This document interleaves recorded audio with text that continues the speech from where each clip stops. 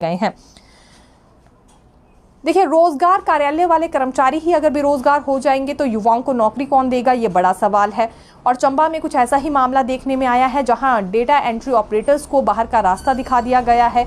तकरीबन पिछले सप्ताह 10 डेटा एंट्री ऑपरेटर्स को बाहर किया गया है, जिसके बाद भरमौर और पांगी में तो ऐसी स्थिति बन गई है कि वहां कार्यालयों पर ताला ही लग गया है।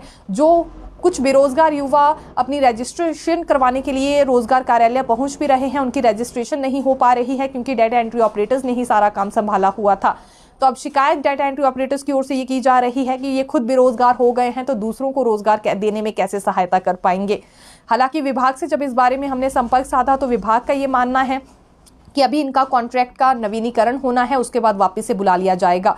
लेकिन डेटा एंट्री ऑपरेटर्स की ओर से ये जानकारी दी गई है कि इन्हें अभी आगामी आदेशों तक कार्यालय न आने के निर्देश जारी हो गए हैं, यानी कि आगामी तिथि तक जब तक नहीं बुलाया जाएगा ये नहीं जा सकते हैं कार्यालय में, और न जाने कब अब इन्हें बुलाया जाएगा। आगामी आदेशों तक इन्हें फिलहाल ना आने के लिए ही कहा गया है। तो ये शिकायत इनकी ओर से की गई है। अब देखना होगा इस पूरे मामले में क्या कुछ होता है। रोजगार कार्यालय शुरू ही इसलिए किए गए थे ताकि आफ्टर +2 या आफ्टर 10th भी वहां जाकर युवा अपना नाम सबमिट करवा सके, और जिस भी पोस्ट या वैकेंसी के लिए उनकी आवश्यकता पड़ती है तो उन्हें कॉल लेटर के माध्यम से फिर जानकारी दी जा सके।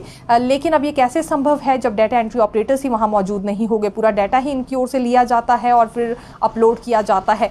अभी चंबा में ये परेशानी चल रही है, आने वाले समय में बाकी जिलों में अगर इस तरह की परेशानी होती है तो लाजमी सी बात है बेरोजगार युवाओं की ओर से भी सवाल उठाए जाएंगे। और जिन कर्मचारियों को बाहर का रास्ता दिखाया जा रहा है, या यूं कह लीजिए कि जिनके कॉन्ट्रैक्ट का नवीनीकरण होना है, लेकिन फिर आदेश ये जारी कर दिए जाते हैं कि जब तक निर्देश ना हो या आगामी आदेश जारी ना हो वो कार्यालय ना आए, तो ऐसे में कैसे अपने परिवार का भी गुजारा करेंगे, इनकी ओर से भी यहाँ पर विरोध बिल्कुल जताया जाएगा।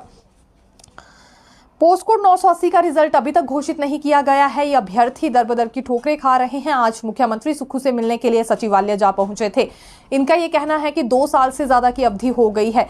दिसंबर 2022 में डॉक्यूमेंट वेरिफिकेशन हुई थी, लेकिन उसके बाद ये पूरी तरह से हमीरपुर कर्मचारी चयन आयोग को भंग कर दिया गया, और अब राज्य चयन आयोग का गठन जरूर हुआ है लेकिन फंक्शनल नहीं हो पाया है। इस बीच इनका प्रोसेस भी बीच में लटक गया है। न जाने कब तक इन्हें नौकरी हासिल हो पाएगी।